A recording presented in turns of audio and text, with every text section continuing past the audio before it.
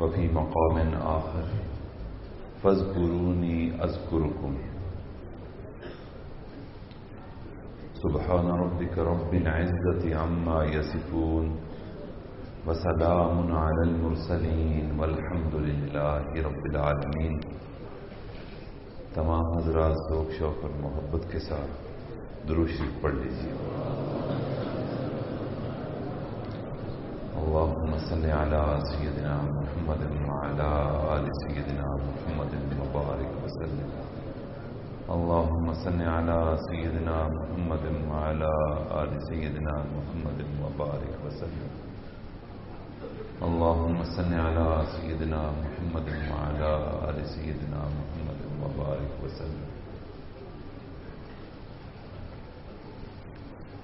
اللہ تعالیٰ کا لاکھ لاکھ احسان ہے کہ اللہ نے ہمیں توفیق عطا فرمائی کہ ہم اس روحانی وجدانی تربیتی نقشبندی اجتماع میں شریک ہوئے۔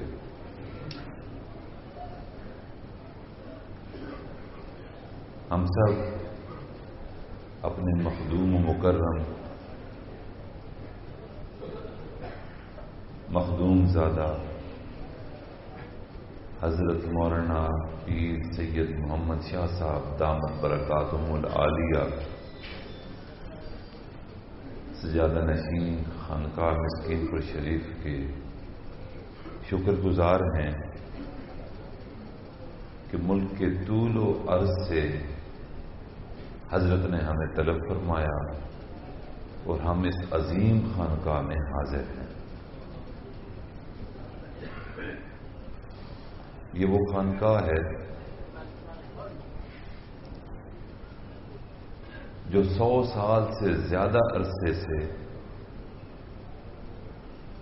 لوگوں کے دلوں کو اللہ کی محبت کے زمزمے پلا رہی ہے۔ یہ وہ میخانہ ہے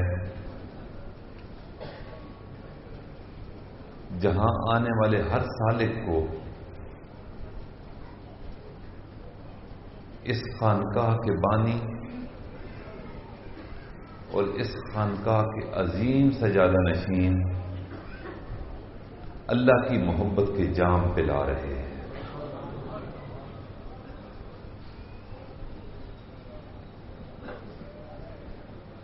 اور اللہ تعالیٰ کی محبت اور اس کے تذکرے اور لوگوں کو سکھانا، لوگوں کو اللہ تعالیٰ کی محبت کی طرف راغب کرنا اس خانقاہ کا طلوع امتیاز ہے۔ اور یہ وہی فیض ہے جو تمام سلسلے کے مشائخ سے ہوتا ہوا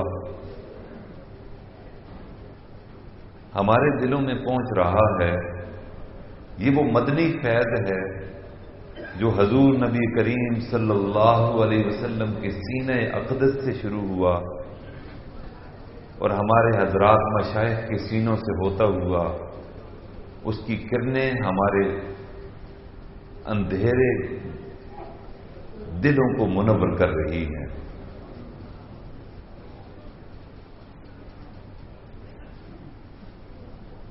عاجز جب اس خانقاہ میں حاضر ہوا تو عاجز کے ساتھ ایک ساتھی تھے کہ جن کو اللہ تعالیٰ نے بڑا ایک روشن دل دیا ہوا ہے۔ وہ بیرون ملک سے تشریف لائے اور عاجز کی معیت میں یہاں پہلی دفعہ حاضر ہوئے۔ میں آپ کو مبارکباد دینا چاہتا ہوں۔ ہم سب کو اپنی خوش قسمتی پر ناز ہونا چاہیے کہ ہم جس بزرگ سے وابستہ ہیں اس کا براہ راست رابطہ حضور نبی کریم صلی اللہ علیہ وسلم کے ساتھ ہے۔ وہ فرمانے لگے کہ میں مدینہ شریف حضور نبی کریم صلی اللہ علیہ وسلم کی خدمت اقدس میں حاضر ہوا اور وہاں میں نے مراقبہ کیا، اور مراقبے کے اندر مجھے حضور نبی کریم صلی اللہ علیہ وسلم کی زیارت ہو گئی۔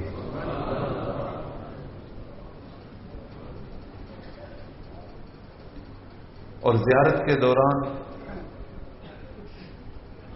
آقا صلی اللہ علیہ وسلم سے جو خوشبو آ رہی تھی، اس خوشبو کو میں نے مراقبے کے اندر بھی محسوس کیا، اور ایک عرصے بعد بھی میں اس خوشبو کو اپنے ساتھ محسوس کرتا رہا۔ کہتے ہیں پھر میرے شیخ کا انتقال ہو گیا اور میں یتیم ہو گیا، اور پھر وہ حضرت جی دامت برکاتہم العالیہ سے حضرت پیر ذوالفقار احمد صاحب دامت برکاتہم سے بیعت ہوئے چند دن پہلے، اور پھر خانے وال شریف کے اجتماع میں شرکت کی، اور خانے وال شریف کے اجتماع کے بعد یہاں مسکین پور شریف حاضری کے لیے عاجز کے ساتھ تشریف لائے۔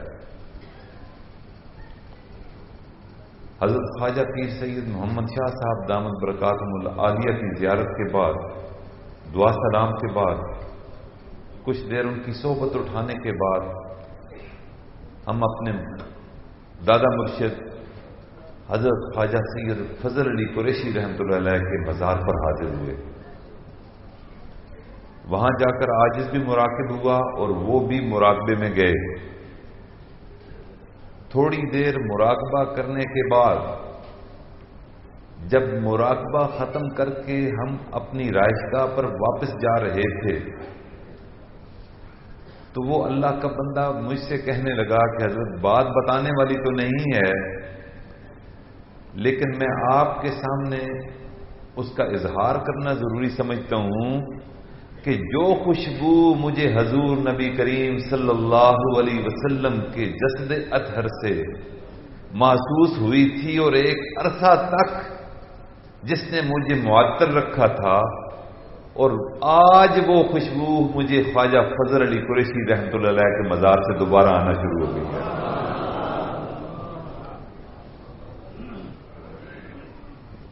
ہم سب کو یہ ناز ہونا چاہیے، ہم سب کو اپنی خوش قسمتی پر اللہ تعالیٰ کا شکر ادا کرنا چاہیے کہ اللہ رب العزت نے ایک ایسی ہستی سے ہمیں وابستہ کیا ہے کہ جو خوشبو والا عقیدہ رکھتی ہے، جو متبع سنت تھے، جن کی پوری زندگی حضور نبی کریم صلی اللہ علیہ وسلم کی سنت کا چلتا پھرتا نمونہ تھی۔ حضرت ابا جی رحمۃ اللہ علیہ فرمانے لگے کہ میں ایک دفعہ اپنے شیخ حضرت خواجہ فضل علی قریشی رحمۃ اللہ علیہ کی خدمت اقدس میں حاضر تھا،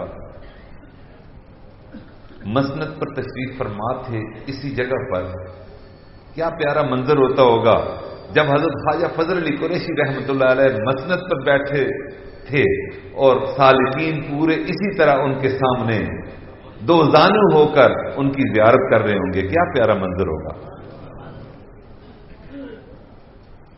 ابا جی فرمانے لگے کہ خواجہ صاحب میں عاجزی بہت زیادہ تھی، کسر نفسی بہت فرماتے تھے، انتہا درجے کی مسکنت تھی، خاکساری تھی۔ فرمانے لگے فقیرو، رات میری طبیعت خراب ہو گئی، مجھے ریح کی شکایت ہو گئی،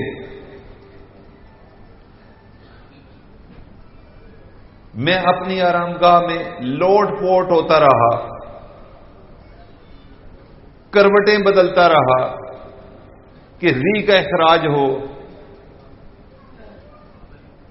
لیکن ریح کا اخراج نہیں ہو رہا تھا۔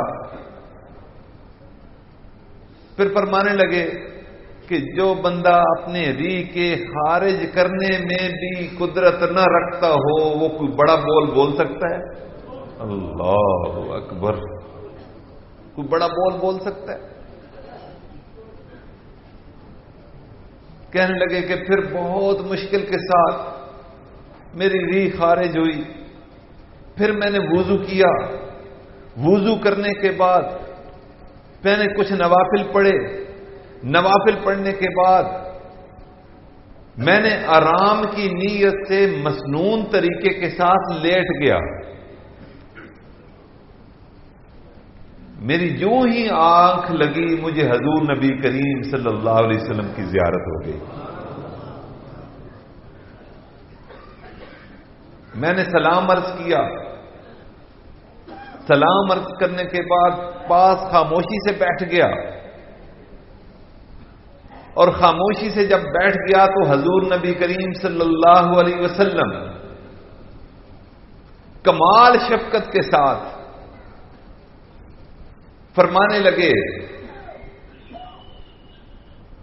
کہ قریشی، مجھے تیری جماعت کے ساتھ بہت محبت ہے،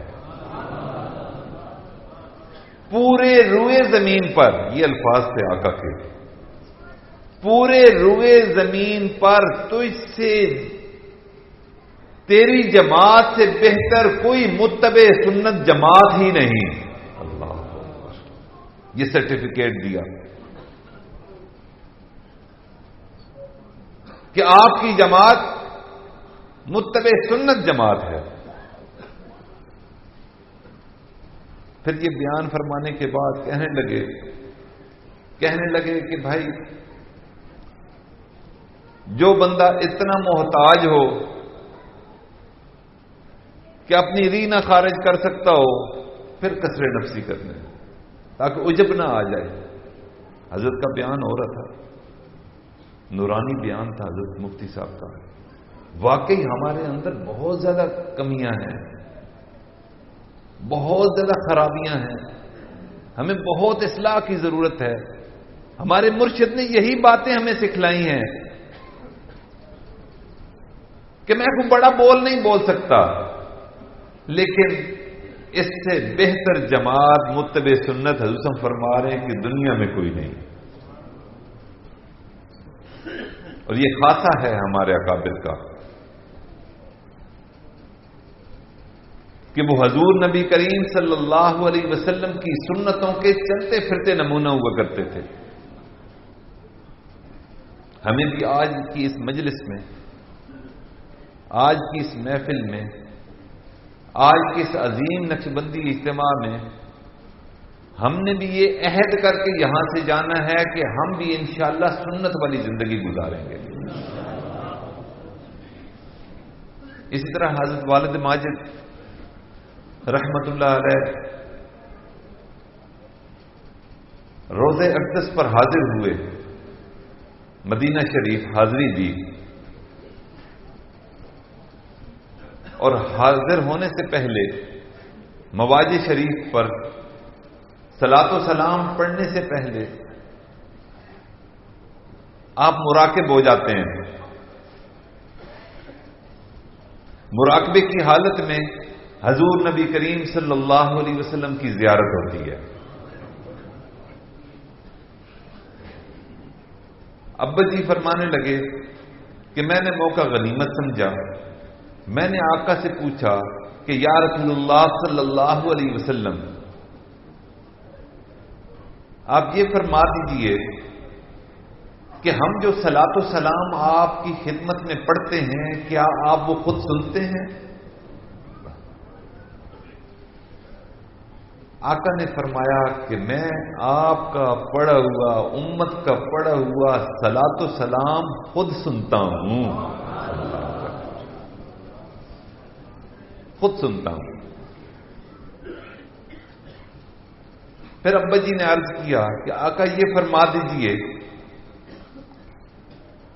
کہ جو آپ کو سلام عرض کرتا ہے، آپ اس کے سلام کا جواب بھی دیتے ہیں؟ اللہ اکبر کبیرہ۔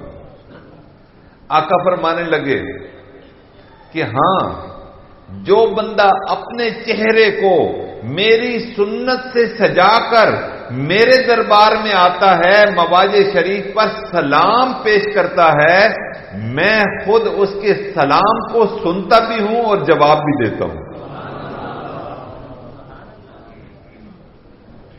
لیکن جو بندہ بھی اپنے چہرے کو سنت سے سجا کر نہیں آتا، میں اپنے چہرے رخ انور کو پھیر لیا کرتا ہوں اس کی طرف سے۔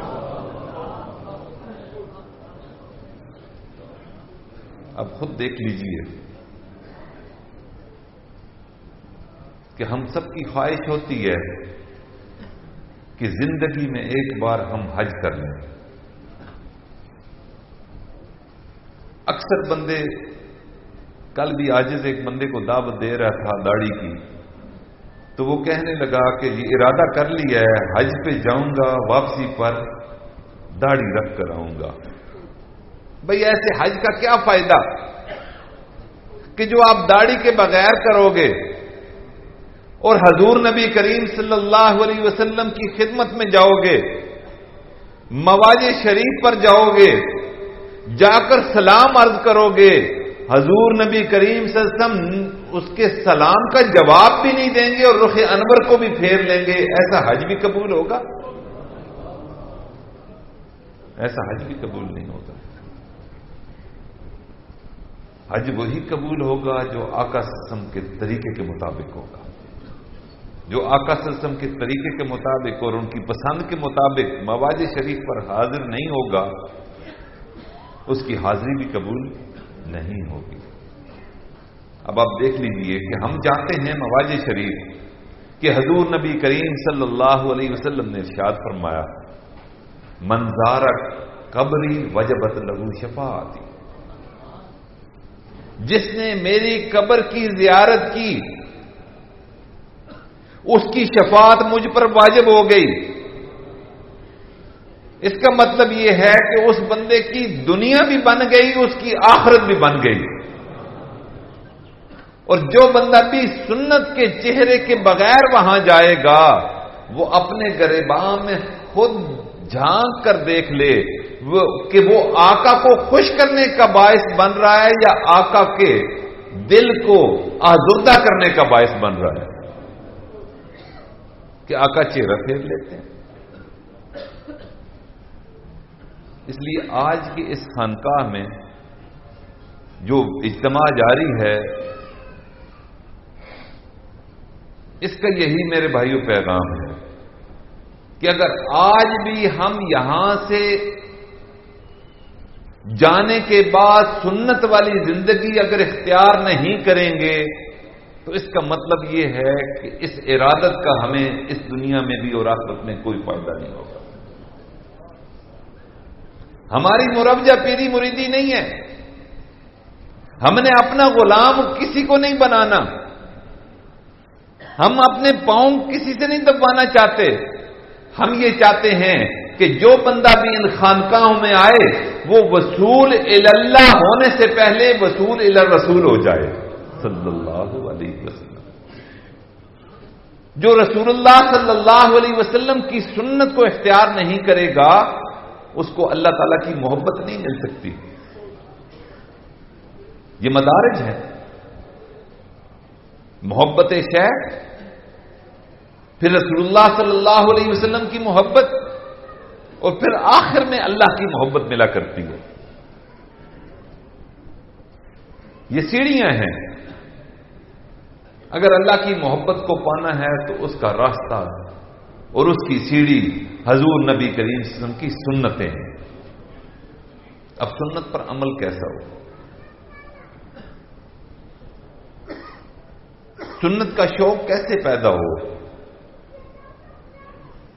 اس کے لیے حضور نبی کریم صلی اللہ علیہ وسلم نے ارشاد فرمایا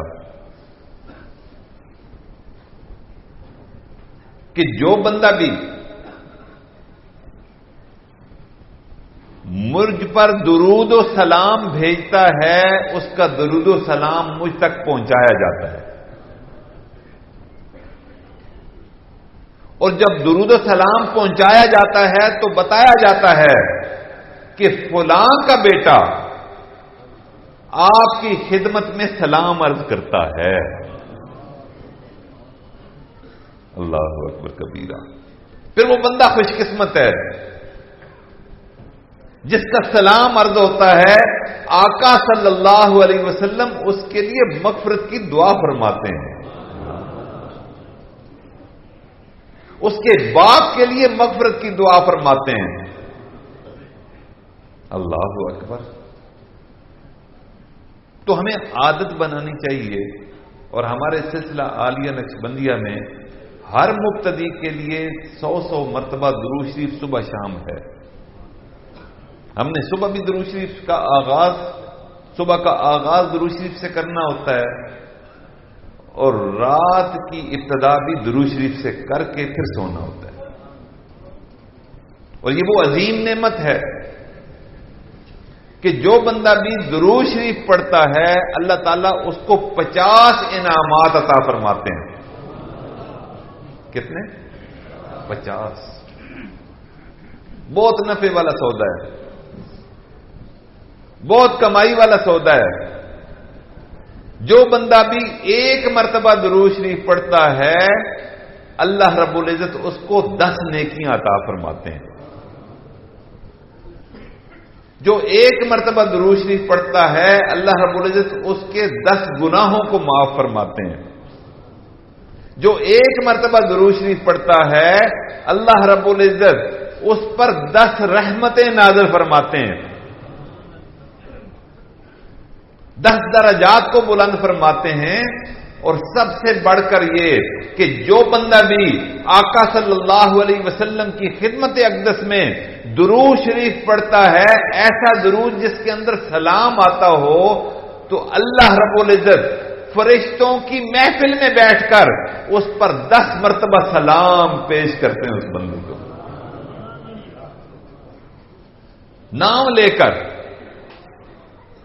اللہ تعالیٰ کہتے ہیں فرشتوں کی مجلس میں کہ وہ میرا فلاں بندہ ہے، وہ میری محبوب ترین ہستی پر درود پڑھ رہا ہے، میں اس پر 10 مرتبہ درود و سلام پڑھتا ہوں۔ ان اللہ وملائکتہ یصلون علی النبی، یہ سنت ہے، اللہ تعالیٰ کی سنت ہے، اللہ تعالیٰ بھی درود پڑھتے ہیں، اور مومنین کو بھی یہی حکم اللہ تعالیٰ دینے والے۔ اس لیے اللہ سے دعا ہے کہ اللہ تعالیٰ ہمیں سنت والی زندگی اختیار کرنے کی توفیق عطا فرمائے۔ ہمارے حضرت جی دامت برکاتہم فرماتے ہیں کہ روزمرہ کے جو کچھ معمولات ہیں، اگر ان کو سنت کے مطابق کرنا شروع کر دیا جائے تو زندگی 70 سے 80% سنتوں سے بھرپور ہو جاتی ہے۔ 70 سے 80%۔ وہ کیا ہے؟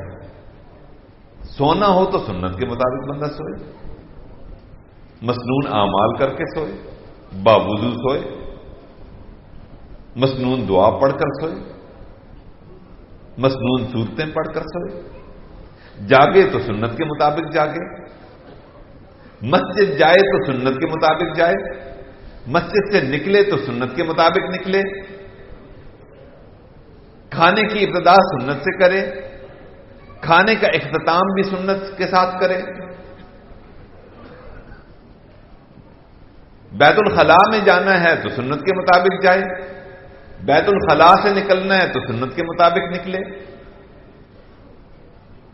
بازار میں جانا ہے تو مسنون اذکار کرتا ہوا جائے۔ یہ جو روزمرہ کے کام ہیں جتنے بھی، ان کو بندہ مسنون طریقے پر اگر کر لے تو زندگی میں 70% 80% سنتیں آ جاتی ہیں۔ اور ایک ایک سنت ایسی ہے کہ جس کے بارے میں حضور نبی کریم صلی اللہ علیہ وسلم نے ارشاد فرمایا کہ من تمسک بسنتی عند فساد امتی فلہ اجر 100 شہید، جس نے فساد امت کے دور میں میری سنت کو مضبوطی کے ساتھ پکڑ لیا، اس کو 100 شہیدوں کا میں ثواب عطا کروں گا۔ اللہ تعالیٰ ارشاد فرمایا 100 شہداء کا۔ اور ایک شہید کا مرتبہ کیا ہے؟ حدیث پاک میں آتا ہے کہ جب کوئی مجاہد شہید ہوتا ہے اس کے جسم سے جو قطرے خون ٹپکتا ہے وہ زمین پر گرتا نہیں ہے کہ اس کو حق تعالی کی زیارت نصیب ہو جاتی ہے. یہ ایک شہید کا مرتبہ ہے. اور جو سنت والی زندگی اختیار کرے گا اس کو 100 شہداء کا ثواب ملتا ہے.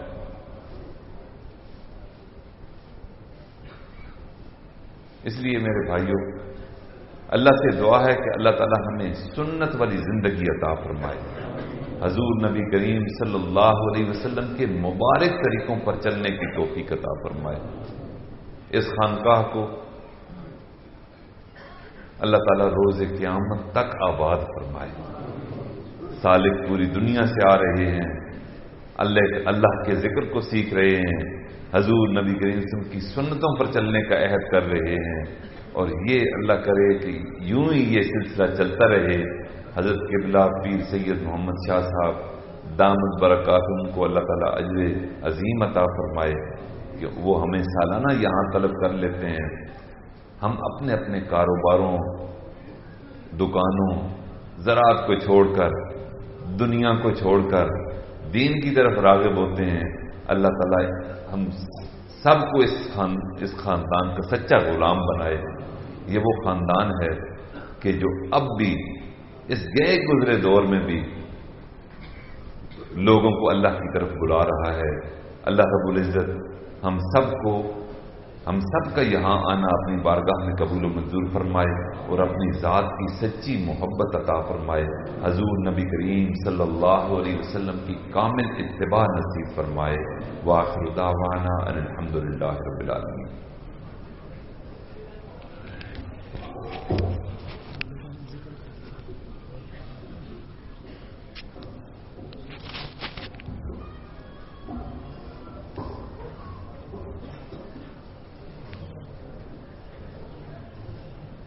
حضرت کا حکم ہے کہ مراقبہ کر لیں، اس لیے میری سب گزارش ہے کہ آپ سر کو جھکا لیجئے، اپنی توجہ دل کی طرف اور دل کی توجہ اللہ رب العزت کی طرف کر لیجئے.